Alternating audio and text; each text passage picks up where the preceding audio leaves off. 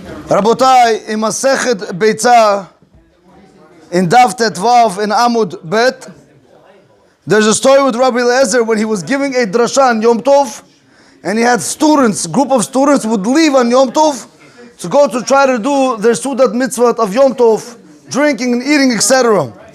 We're going to see the story, how important this story is, because unfortunately, you have a lot of times a person, he leaves Olam Haba, meaning he leaves things that can bring him to Olam Haba, and he does things that are not going to bring him to Olam Haba.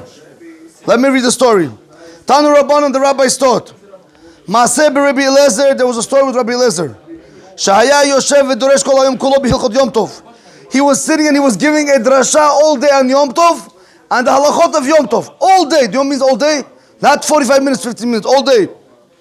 Yasta kat rishona. The first group came out. Imagine it's a big shul, hundreds of people. First group got up and left. Amar, Rabbi Eliezer said, Halalu ba'alei patsin. These people, they're barrel owners. Meaning he was in a way, Chas v'shalom, saying that they're ba'alei nefesh, they have ta'ava. They're going to drink, they're going to have a good time now. And then he's going to start going lower and lower. Then he said, Kashnia, the second group got up, and they also left. So little by little, people are getting up and leaving from the rabbi's drasha. Amar, he said, Halalu ba'alei chaviot.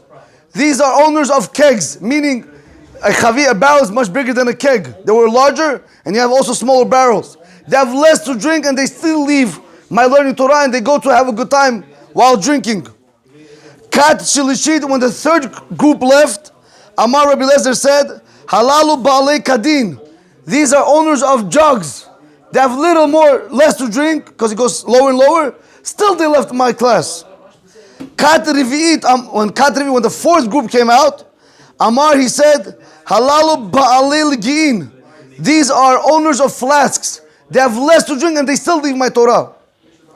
Kat Chamishit, the fifth group came out. Amar Rabbi Eliezer said, Halalu ba'alei kosot. These are owners of cups. Meaning they only have a little bit to drink and still they leave me. They leave me.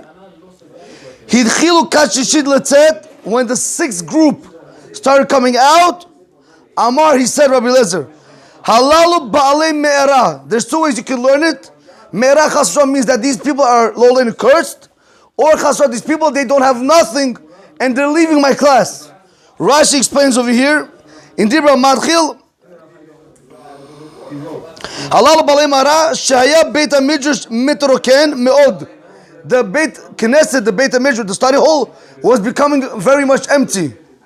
Ugunai hadavar, it was a very big disgrace. Vikashe be'enai, and it was very difficult in his eyes. How could it be that people are leaving Torah and they're going to have their meal on Yom Tov, which is not a problem? Rabotai, the Haggadah V'Tzuinim, he explains a different way. He says, Ba'alei Mara, what's the explanation? They don't have nothing. No bottles, no jugs, no barrels, nothing. They didn't fulfill the mitzvah of being happy in Yom Tov because they don't know what to drink. And they didn't also fulfill the mitzvah of studying in the Beit HaMedrash. Why? Because they came out and they left. They left the shul. So they didn't accomplish either or. Natan enav b'talmidim, Rabbi Eliezer, he put his eyes on the students. He looked at them. Their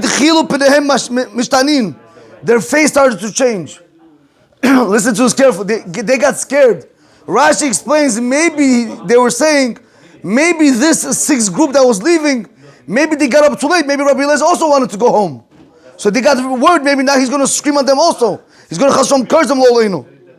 Amar lahem rabotai, listen to this carefully. He said to them, Banai, my children, my sons, lo lachem ani omer, ela lehalalu sheyatzu. When I said that these people don't have anything, or if they're cursed, lo leinu, I wasn't speaking about you. I was speaking about the sixth group that left. Why? Shemanichim chaye olam.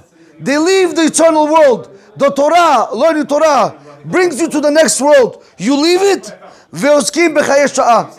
And they went to deal with the moment at the hour, which is drinking and eating. What is that going to give you? What is that going to give you? Besides you ate, you drank, where's it going to go? Like my rabbi says. You eat, you pump all the food in your mouth, in the end you flush it down the toilet. That's how it goes, Rabotai. People leave Torah for shtuyot. And they have all the excuses, Rabbi, Shalom Bayis, not this. It's all stories, Rabotai. When a person wants, he will do it. When a person wants Bemet, nothing will stop him.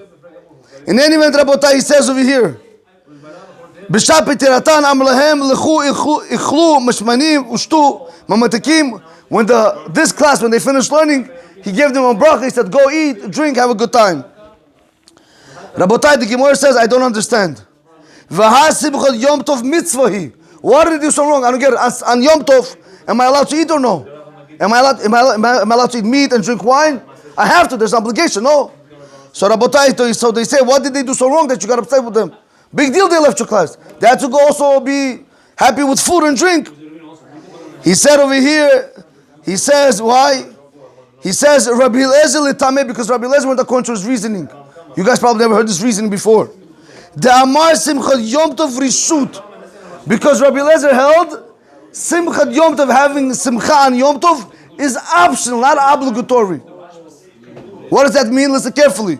The time like was taught in the Braita. Rabbi Eliezer Omer, listen carefully. Ein lo la'adam b'Yom Tov ela o ochel v'shoteh o yoshev v'shoneh. Rabbi Eliezer said you're either going to sit and learn all day because that's going to give you simcha, or you're either going to eat and drink all day, that's also going to give you simcha. Whichever one you want to do it, but you have to do it all the way. So that's why he says whichever one, it's optional, whichever one you choose you can do. But Rabbi Yeshua, guys, and this is what we hold halakha, and I want to just try to awaken the subject. I am not pointing on anybody. Rabbi Yeshua says, Hakechu heityu leHashem v'chetzyo lachem. On Yom Tov, we need to realize that there is an obligation. Half of the Yom Tov goes for Hashem, meaning learning Torah. Half of the Yom Tov goes to eating and drinking, spending time with your family. I want to make this clear, Rabotai. Davening half a day and prolonging your tefillah, the Mishnah says that is not for Hashem, that is for you. Do not put that inside. Rabotai, why am I trying to bring this down? A lot of us, unfortunately, think Yom Tov, Shabbat is the day of rest. We do not realize the big mistake we're doing. The Mishnah brings down, especially for those people that do not learn good amount of hours during the week. They could sleep, Rabotai, but make sure you put much more energy and learning Torah on Shabbat and Yom Tov. Because on Yom Tov you have, if you're right now eating shish kebab, make it small, 4 hours. You have an obligation to learn Torah 4 hours. But what do you always hear? I need to rest, I'm tired. You only can leave at shul 1 o'clock. By the time you come back it's already 4:30, the day is short. All the excuses, so don't go to sleep. What do you want me to tell? Don't go to sleep. But Rabbi, I want to try to teach you one little concept. How long can a person run? Can a person run 10 miles straight? Yes or no? A regular person, cannot, he'll get tired, correct? If he tries to run 1 mile, he'll probably get tired. He won't be able to do 10 straight. Unless he's a sprinter, whatever. But let's say an average person cannot do it, correct? Well, let me ask you a question. If he stops, and then again, once he re-energized and he continues running, can he run another mile? Yes. That's already 2. Stops again, runs again. Stops again, runs again. What am I trying to bring down, Rabotai? We take rest, we look to rest. We work all week just to rest on Shabbat. We don't know nothing. I'm not, guys, I'm just trying to be realistic over here. We don't think about learning. Yeah, we come, we daven, mincha, aravit, shacharit. We come to the rabbi shul 15, 45 minutes before the class ends. We think we accomplished worlds. No, you did not. We wait for Shabbat. We wait for Yom Tov for rest. That means rest became the goal. It is not the means to the goal. Our goal is not to rest in this world. Our goal is to reach Olam Haba through learning Torah. Number 1.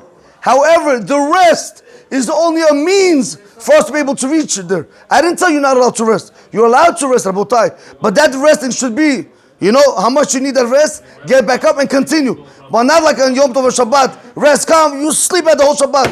A guy comes, Rabbi, do I do Arvi 2 times? I say, why, what happened? I drank, I went to, I forgot mincha. What's this? This is what Shabbat was given for. This is what Shabbat was given for. Rabotai, that's what we have to know. You want to rest? Rest. I didn't tell you not to rest. Did I say it's not to rest? I also rest. But that rest should give you a little bit more chizuk, more motivation to continue to be able to learn. Baruch Adonai Olam. Amen. Amen.